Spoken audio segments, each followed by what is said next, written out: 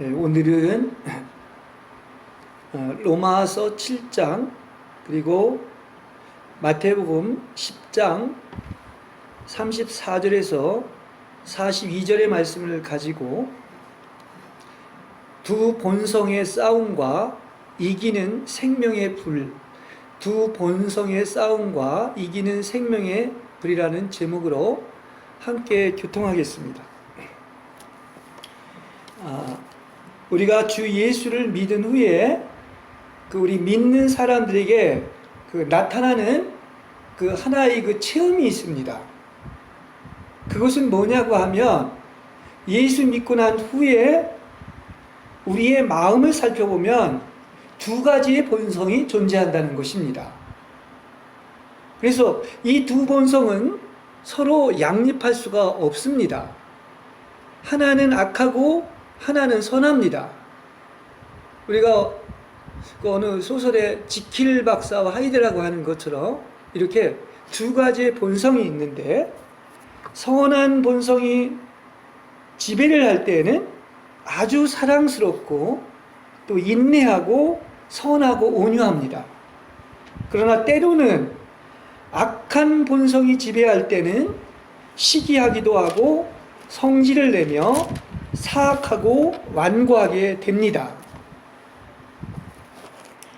그래서 우리가 처음 예수 믿었을 때는 이렇게 영적인 상태가 언제는 아주 산꼭대기에 있는 것 같기도 하고, 또 어떤 때는 깊은 이 절망의 이 골짜기에 있는 것 같기도 합니다.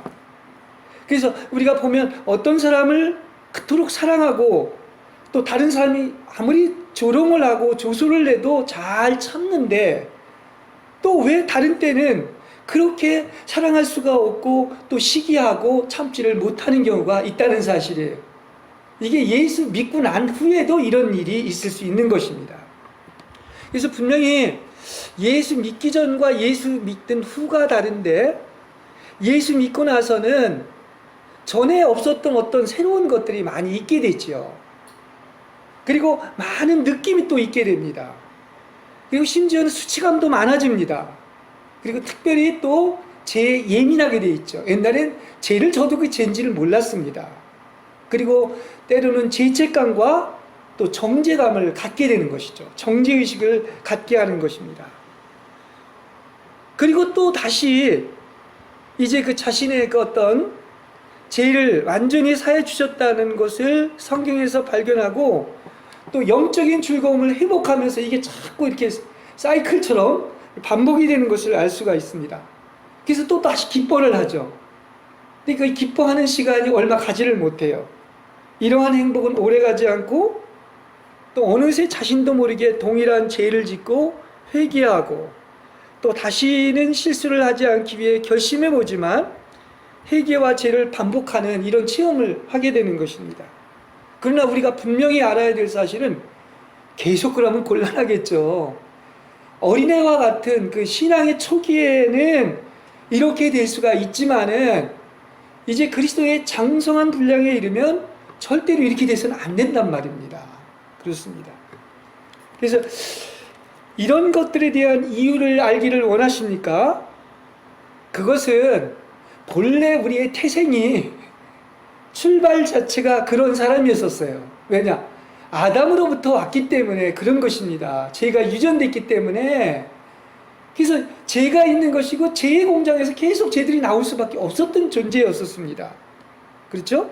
그게 바로 악한 본성인 죄의 몸을 가진 존재라는 얘기인 것입니다. 그런데 그런 다음에 예수를 믿고 나서는 하나님의 생명과 본성이 바로 우리 안에 들어오게 된 것입니다. 그래서 이제 본격적으로 우리 안에서는 이 선과 악의 본성의 싸움이 시작된 거예요. 선한 본성과 악한 본성의 싸움이 치열하게 이제 전개되는 것입니다. 그래서 어떻게 보면 신앙생활이 이제 전쟁이 시작됐다, 이렇게 선포를 할 수가 있는 것입니다. 자, 이것은 우리의 몸의 구조를 봐도 잘 알 수가 있어요. 우리가 잘 아는 것처럼 우리는 세 부분인 영과 혼과 몸으로 구성된 그러한 존재입니다. 근데 분명히 하나님이 우리를 창조하신 목적은 이 다른 어떤 피조물에도 없는 사람에게는 뭐가 있다? 하나님과 접촉하고 하나님이 우리를 살필 수 있는 영이 있죠. 그럼 하나님이 창조한 목적은 이 영을 통해서 어떻게 해야 되겠습니까? 혼도 지배하고 몸도 다스려야 되는 것입니다. 다시 말한다고 하면 하나님이 우리를 만든 목적은 어디에 있느냐?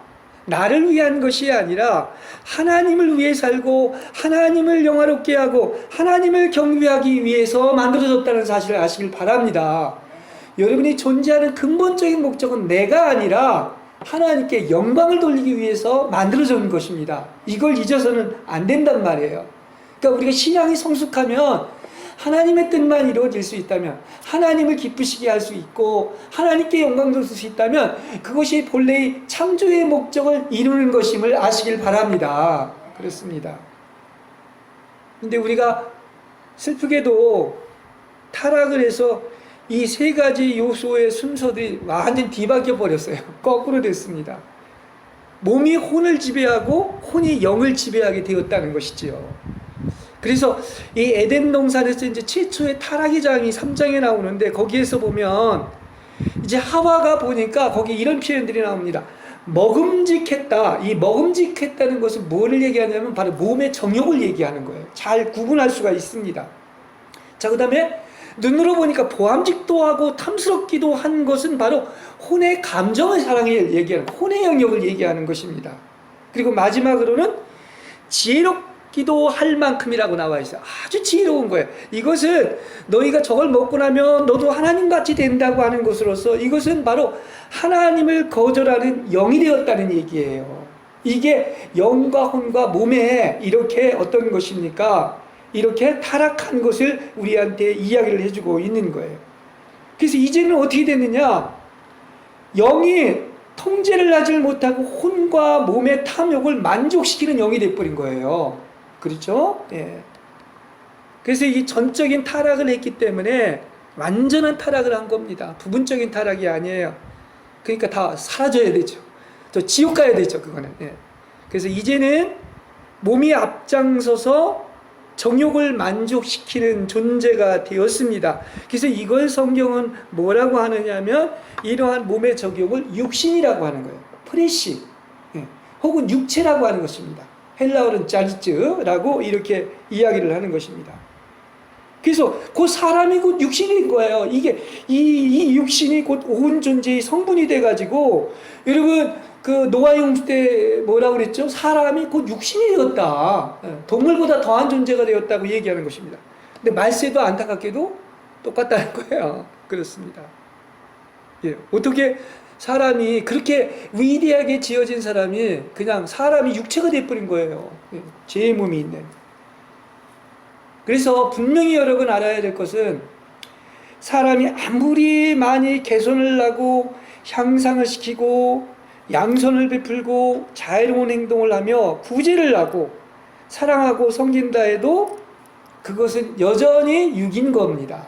육신인 겁니다. 이걸 분별할 줄 알아야 돼요. 이걸 머리가 계속 혼동하는 겁니다. 육은 천년이 가도 육인 겁니다. 영으로 나지 않으면 안 되는 것입니다. 대체되는 거예요. 그리스도로 완전히.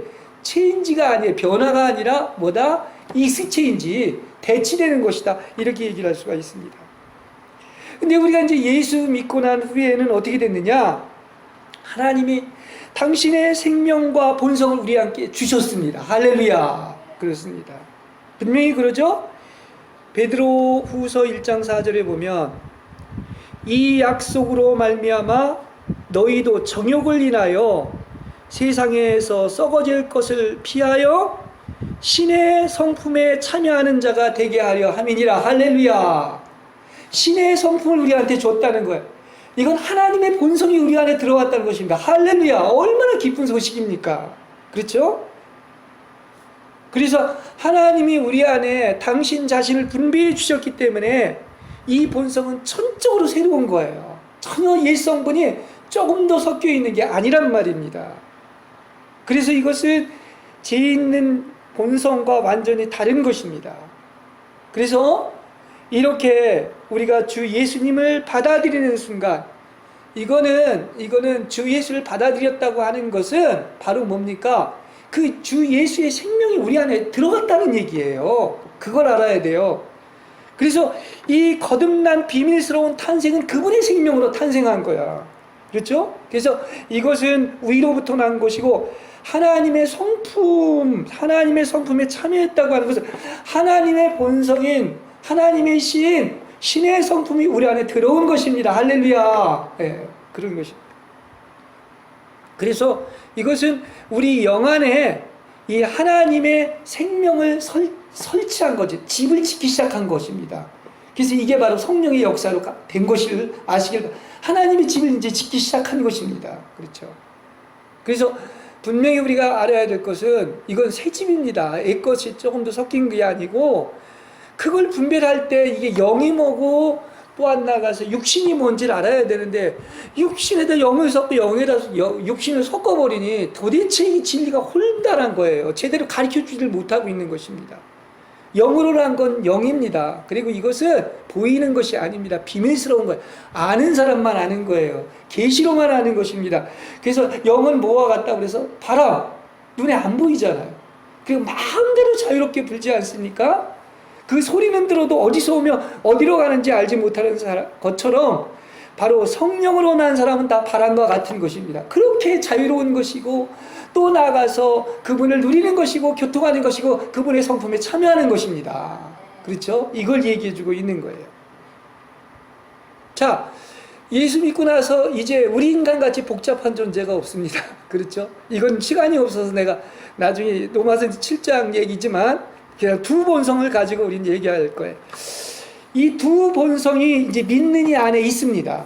하나는 옛 아담의 본성인 죄 있는 본성, 이걸 아까 뭐라고 그랬죠? 이걸 프레시라고 하는 육신이라고 그런 거예요. 또 다른 하나는 뭐냐? 하나님의 본성이 있는 영의 생명인 새 영이 우리한테 들어온 거예요. 그렇죠? 새 마음과 새 영을 준다고 한 것처럼. 그래서 이 두 본성이 바로 뭐냐? 왜 예수를 믿었는데 이렇게 계속 끊임없이 싸워야 되느냐? 이게 수많은 갈등의 원인이 된 것입니다. 그렇습니다. 그래서 이러한 내적인 갈등이 있다는 것은 나쁜 게 아닙니다. 왜냐? 거듭났다는 증거예요. 아마 죄인일 때는 싸움조차도 없습니다. 죄져도 죄가 죄인지를 알질 못하는 거죠. 근데 이제 들어오면 죄에 대해서 민감할 수밖에 없고, 옛날하고 또 달라지게 되어 있는 것이고, 내적으로 치열한 전쟁이 벌어지는 거예요. 이 과정이 신앙의 과정입니다. 예. 자, 로마서 7장에 오늘 이제 그 읽은 본문에도 보면은 바울은 이러한 갈등을 아주 생생하게 묘사를 해주고 있습니다. 나의 행하는 것을 내가 알지 못한, 나도 모른다는 거야. 왜냐? 원하는 것은 행치 아니하고 도리어 미워하는 것을 행한다. 이렇게 얘기를 하고 있습니다. 그래서 우리 안에서 어느 것이 더 강한가? 그래서 이 구절에서 이 죄를 범하는 것은 바로 무엇입니까? 이것은 새로운 본성인 그 내가 아니라 내 안에 있는 죄라는 거예요. 죄 있는 본성이 그렇게 원치 않는 것을 하게 한다는 것을 말하고 있는 것입니다. 자, 이 죄 있는 본성과 새 본성 사이에 있는 이 지킬 박사와 하이디는 모순적인 존재가 인간인 거예요. 예수 믿고 나서. 근데 이것은 바로 누구냐? 바로 믿는 이가 처음에는 그런 일반적인 체험을 하게 된다는 것입니다. 성경은 이걸 뭐 로마서뿐만 아니라 많은 곳에서 이야기해주고 있습니다. 여기 갈라디아서에 아주 또 이게 분명히 이런 것을 설명하고 있죠. 두 본성 사이의 갈등을 얘기하는데, 육체의 소욕은 성령을 거스린다고 그랬어요. 그러니까 거스려서 대적하고 싸우는 겁니다. 또 성령의 소욕은 육체를 거스리나니 이 둘은 서로 대적하여 오히려 너의 원하는 것을 하지 못하게 하는 거예요. 그죠? 예. 그래서 이 둘은 서로 원수인 거예요. 원수인 거예요. 둘이. 예. 왜냐? 나를 땅 따먹기처럼 나를 점유하기 위해서 옛날엔 마귀가 점유하고 있지 않았습니까? 지금 하나님이 이 땅에 나를 점유하기 위해서 내 안에 하나님의 나라를 이루기 위해서 오셨기 때문에 지금 마귀가 그냥 분개해가지고 사람들을 통해서 자꾸 그렇게 공격을 해야 되는 거예요. 그게 영적인 세계인 것입니다. 그래서 선한 그 사탄과 죄송합니다. 하나님과 이 사탄의 싸움에서 어떻습니까? 우리가 어느 편에 서는 게 굉장히 중요한 것입니다. 그렇죠? 사탄이냐 하나님이냐, 또 나아가서 생명이냐 사망이냐. 그죠? 하나님의 편에 서면 생명이 있는 것이고 사탄의 편에 서면 사망이 오는 것입니다. 이 중간에 껴있는 샌드위치예요. 거기에 이렇게 중간에 그 삼각 구도 속에 우리가 있는 것입니다. 그래서 이 선택이 그렇게 중요한 것 아니겠습니까? 그래서 신앙생활은 내가 하면 안 돼요. 내가 악을 대적하려고 하면, 예? 사탄과 싸우려고 하면 우리는 백전백패합니다. 하나님이 싸우게끔 해야 되기 때문에 신앙생활은 내가 무엇을 하는 것이 아니라 성령 안으로 들어가는 여러분 되시길 바랍니다. 성령 안에 있을 때 그분이 사탄을 괴멸시키는 것입니다. 그렇죠? 그래서 여러분이 그 포도나무와 가지처럼 어디에 붙어 있는 게 중요한 것입니다. 그렇죠? 그렇죠? 가지가 포도나무인 누구한테? 그리스도에게 붙어 있어야 되는 것입니다. 그래서 이렇게 새 본성과 옛 본성이 함께 두어질 때 그게 바로 이제 두 본성의 특성이 분명히 드러나는 것입니다. 그래서 사람이 어떠한 존재인가를 알게 돼요. 예수 믿기 전에는 몰랐는데 예수 믿기 전에 내가 이만하면 쓸만하고 인정받고 나한테 이런 지혜와 총명도 있고 육체가 이거 괜찮은 면이 많은데 이게 자랑하고 했을지는 모르지만 이제 예수 믿고 나서 이렇게 두 본성의 싸움에서 참된 특성이 드러나고 나면 아니었구나. 나야말로 이렇게 옛 본성은 정말 마귀와 같은 그런 존재고 지옥가에 존재하게 하는 것을 깨닫게 될 줄로 믿습니다. 이걸 아는 것이 빛비침을 받았기 때문에 그런 거예요. 보십시오. 그 옛 본성은 그야말로 악합니다. 그리고 세상적입니다. 그리고 마귀적입니다. 아주 추악하고 더럽습니다. 그 기분 나쁠지 모르지만 그걸 아는 게 은혜예요. 그렇습니다. 내가 죄인 중에 최고의 계수에 해당된다는 걸 아는 게 은혜입니다. 새 본성은 역시 하늘에 속한 것이고 거룩하고 순결하고 또 신령한 것이죠. 영적인 거예요. 그런 것을 알 수 있습니다. 우리가 이 옛 본성이 자그만치 오랫동안 마귀와 함께 6,000년을 살아온 거예요. 어떻게 보면 죄와 함께. 그렇기 때문에 이게 사람 속에 깊이 넘어 뿌리 박혀 있기 때문에 이 체험에서 이것을 다 제거한다는 것은 상당한 시간이 걸립니다. 그리고 내 노력으로 되는 게 아닙니다. 오직 성령께서 깨트리실 때만이 가능한 줄로 믿습니다. 하나님만이 하실 수가 있는 거예요. 그래서 우리가 그러지 않습니까?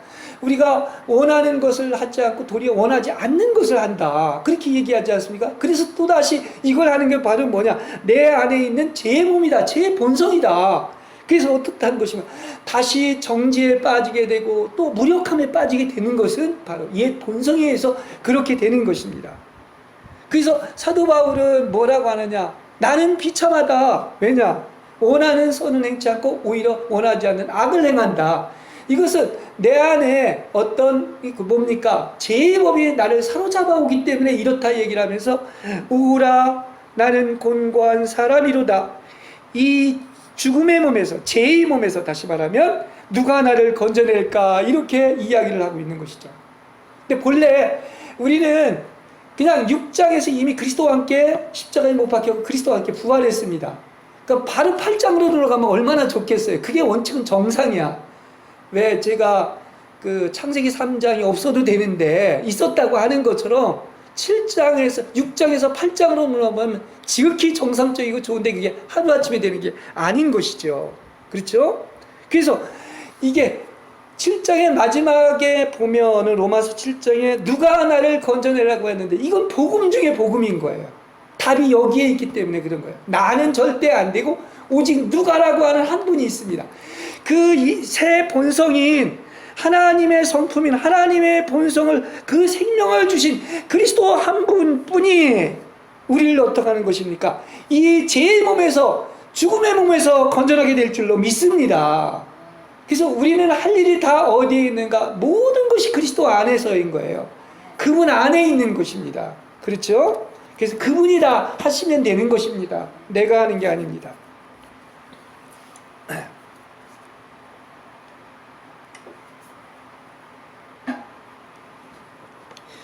그 예수님은 오늘 본문 마태복음 10장 34절에서 42절에 보면 이런 얘기를 하죠.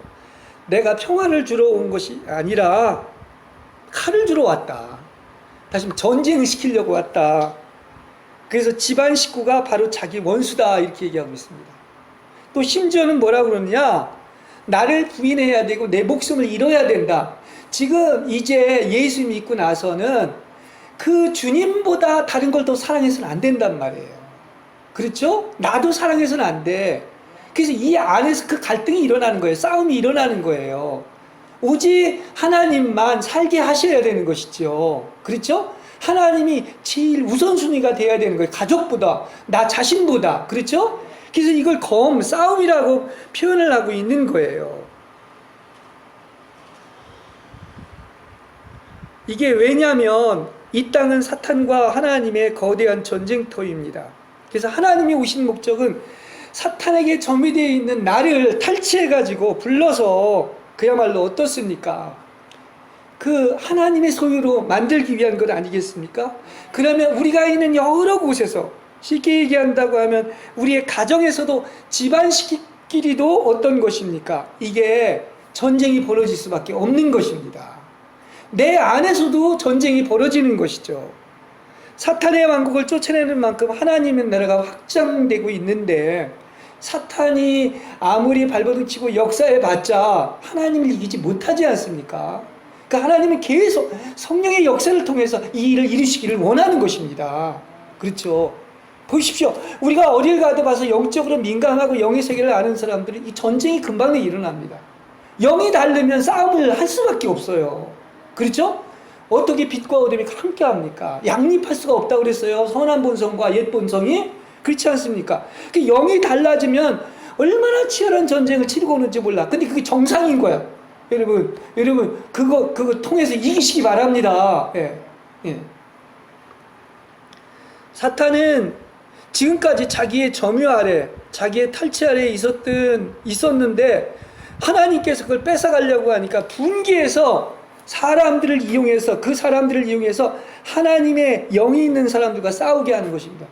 쉽게 한 가정 내에서도 남편과 아내가 하나는 예수를 믿고 하나는 예수를 안 믿는다고 하면 치열한 전쟁이 일어나서 정말 집안 식구가 자기 아내나 남편인 거예요. 그래서 왜 지금 우스개 얘기지만은 그 어떤 퀴즈를 했는데 그 당신의 아내가 누구입니까 하니까 그 뭐라고 그랬죠? 원수라고 그랬어요. 그래서 또 다시 이제 반대로 물어보니까 원수긴커녕 평생 원수라고 했다는 것이, 그 영이 다르고 영이 하나가 안 되면 싸울 수밖에 없는 거예요.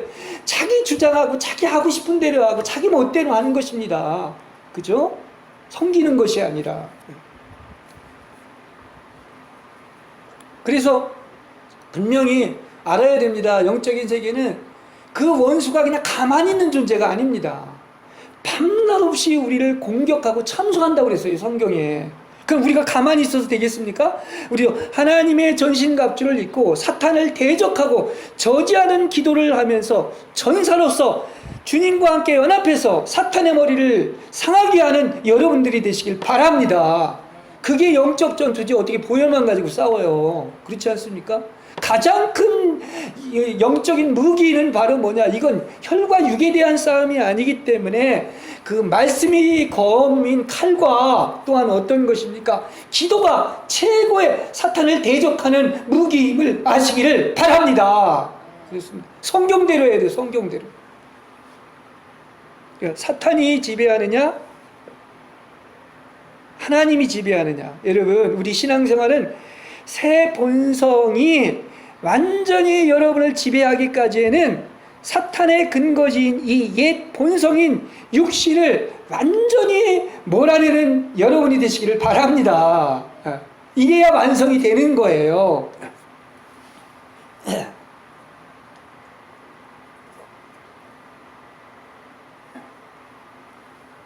자, 오늘 이 마태복음 10장 말씀을 가지고 누가복음은 더 적극적으로 얘기를 합니다. 어떻게 얘기하느냐면 12장 49절에서 50절에 보면 나는 이 세상에 불을 지르러 왔다. 불러러 왔다. 이 불이 타올랐으면 얼마나 좋았겠느냐. 내가 받아야 될 세대가 있다. 이 일을 다 겪어낼 때까지 내 마음이 얼마나 괴로운지 모른다고 그랬습니다. 이게 뭡니까?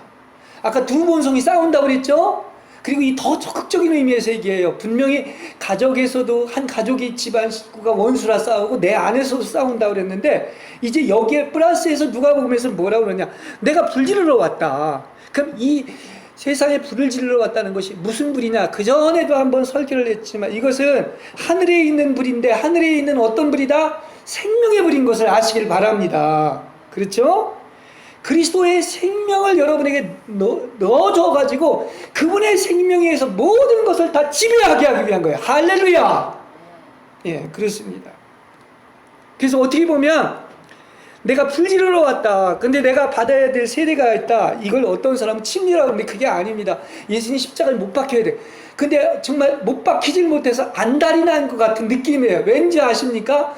그래야 빨리 내 생명이 이게 몸 안에 갇혀있는 생명이 해방돼 가지고 하나님 미랄이 많은 미랄이 되는 것처럼 부활하고 승천해서 그 생명을 누구한테 주는 것이다? 바로 여러분들에게 주기 위한 것입니다. 할렐루야!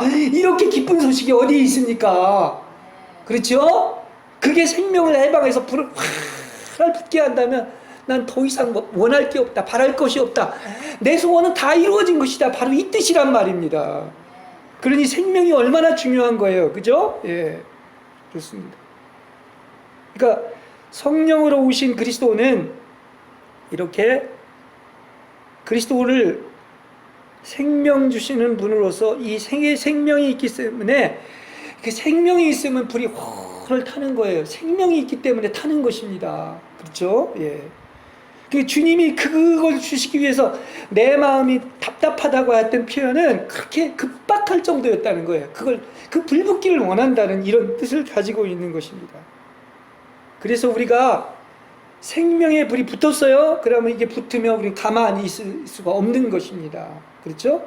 하나하나 그 생명으로 말미암아 이기고 정복해 나가는 싸움이 시작되어 있기 때문에 그 이기는 생명으로 말미암아 넉넉히 이기시는 여러분이 되시길 바랍니다. 이거 하기 위해서 불질러 왔다는 거예요. 그러니까 혼생명인 자아와 목숨이 다 사라지고 이게 그냥 사라지면 좋겠는 치열한 전쟁을 하는 거예요. 누가 이기느냐 그겁니다. 누구를 몰아내냐 하는 이기는 거예요. 그래서 전쟁, 검을 주러 왔다는 얘기를 한 것입니다. 그래서 그렇게 되면은 어떻습니까? 몰아내면 몰아낼수록 하나님의 생명이 약동하는 것이고, 그래서 우리는 이것이 어디까지 새 본성으로 가득 채워지기까지 계속되어야 할 줄로 믿습니다. 성경에 이렇게 분명히 얘기해 주고 있는데 다른 허튼 얘기하면 안 되잖아요.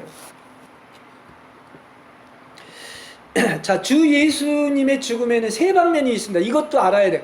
겨우 하나만 알고서 이거 완전한 구속 못 이룹니다. 세 방면은 뭐냐면 첫째는 주님의 보혈이에요. 이 피는 우리의 죄를 사해주기 위해서 흘리신 보혈로서 이건 우리의 몸을 구속한 겁니다. 근데 이것만이 전부가 아니라니까요. 십자가의 세 방면은 바로 뭐냐. 둘째는 우리라고 하는 어떤 옛사람이 자아가 십자가와 함께 주님과 함께 십자가에 우리가 참여하게 되고 확실히 우리의 옛사람은 그리스도와 함께 십자가에 못 박혔습니다. 할렐루야. 이건 더 적극적이잖아요. 그죠? 두 번째입니다. 마지막으로 더 적극적인 것은 바로 뭐냐? 아까 제가 설명한 것처럼 주님의 살은 그분의 생명을 해방하는 죽음을 가리키는 겁니다. 다시 말해서 그분은 생명의 떡으로서 내가 줄 생명의 떡은 뭐라고 그러죠? 내 살이다. 그래서 세상은 그것으로 생명을 얻게 될 것이다. 이건 가장 적극적인 것으로서 그분의 살을 먹고 생명으로 채워지는 것, 이 생명의 불이 헐을 타오라서 모든 것을 이기는 것이 주님이 오신 목적인 거예요. 이래야 천국도 가고 새하늘과 새 땅에도 가는 것입니다. 왜냐? 그리스도로 완전히 그리스도의 성품으로 그리스도의 생명으로 모든 것을 이기고 지배하고 가득 찼다는 얘기예요. 그리스도의 형상이 이루어졌다는 얘기인 것입니다. 그래서 그리스도의 생명으로 가득 채워지는 것만이 생명을 해방하는 죽음이고, 그걸 제일 처음 그리스도가 하나님 미랄로 하신 것이고, 우리는 많은 미랄로서 여기에서 수많은 하나님의 아들들이 탄생한 거예요. 이게 얼마나 높은 계시예요. 그렇게 차원 낮은 계시가 아니란 말입니다. 겨우 하나 얘기하고서 너가 아는 것처럼 얘기해서는 안 된다는 얘기예요. 그러니까 하나님의 아들들이 되는 유일한 길은 보혈이 아니에요. 그렇죠? 이건 우리의 죄를 씻어서 하나님과 화평하게 만들고 구속한 것이고, 더 적극적인 면에서는 바로 뭐겠습니까? 하나님의 아들들이 되는 것은 하나님의 생명을 해방해서 그 생명이 우리 안에 받아들이는 것으로서, 주 예수님은 그래서 이 생명의 불이 붙었다면 내 소원은 다 이루어진 것이고 뜻이 이루어진 것이고 더 이상 바랄 것이 없다는 이 말씀을 한 것입니다. 성경을 전체로 하시길 바랍니다. 그래서 뭐라고요? 이와 같이 주 예수님의 죽음에는 세 방면이 있어야만이 하나님의 구속이 완전해지는 거예요. 삼위일체처럼. 그런 것입니다. 자, 이건 제가 설교를 많이 했기 때문에 여러분 잘 알겠죠. 자, 그렇다면 이 싸움에서 가장 중요한 질문은 우리가 어떻게 이길 수 있느냐 이겁니다. 그렇죠? 지금 두 본성이 있는데 어떻게 이길 수 있느냐. 이미 답은 나왔지만, 달리 말해서 우리가 어떻게 이 옛 본성의 능력과 일을 완전히 거절하고 새로운 본성과 열망에 따라 행하며 주님을 기쁘시게 할 수 있느냐는 얘기예요. 답이 벌써 있죠. 이 안에 있습니다. 그죠? 하나는 뭐겠어요? 십자가죠. 그래서 옛 본성을 다 십자가에서 처리하고 못 박는 것이죠. 그리고 바로 뭐겠어요? 부활이죠. 그건 뭡니까? 그리스도의 생명으로 충만하게 채워서 내가 살지 않고 그리스도가 살고 그분의 생명으로 넉넉히 이기는 것입니다. 할렐루야. 이미 답이 다 나오지 않았습니까? 그러나 이제 자세히 우리가 근거를 대야 되기 때문에 몇 구절만 잠깐 보겠습니다. 세 구절만 보겠습니다. 갈라디아서 5장 24절에 보면 그리스도 예수에게 속한 사람들은 아까 육신이라고 그랬죠? 그 육체를 그 정욕과 욕망과 함께 십자가에 못 박았다고 그랬어요. 그렇습니다. 십자가에 못 박았어요? 십자가가 이 일을 하는 것입니다. 그래서 갈라디아서 5장 25절에 보면 성령께서 우리에게 생명을 주셨으니 우리는 성령의 지도를 따라서 살아가야 됩니다. 이게 명령이에요. 언제나 성령의 인도를 받아 따라가는 거예요. 그걸 쫓아가는 겁니다. 그걸 얘기해 주고 있어요. 또 여기 보면 갈라디아서 5장 16절에 이어서 뭐라 그러느냐. 내 말을 여러분은 명심하고 잘 들으십시오. 공동번역입니다. 육체의 욕정을 채우려 하지 말고 성령께서 이끄시는 대로 언제나 항상 살아가십시오. 이렇게 이야기를 하고 있는 것입니다. 지금 두 가지 여기에 대한 해답을 얘기해. 이 세 구절은 육신을 이길 수 있는 두 가지의 길을 가르쳐 주고 있지 않습니까? 육체는 십자가를 못 박고 이미 못 박았어요. 그죠? 그리고 오직 성령만을 쫓아 사는 것입니다. 그렇습니다. 그래서 십자가와 성령이 죄 있는 본성을 이길 수 있는 유일한 길입니다. 할렐루야. 보혈이 아닌 거예요. 그죠? 보혈은 우리의 죄를 사해 주신 것입니다. 그리고 하나님과 화평케 한 것입니다. 하나님께 가는 길을 만든 것입니다. 그러나 이길 수 있는 것은 바로 뭐냐? 십자가와 성령이란 말입니다. 그렇죠? 예. 이기면 누가 하신다? 그것을 얘기합니다.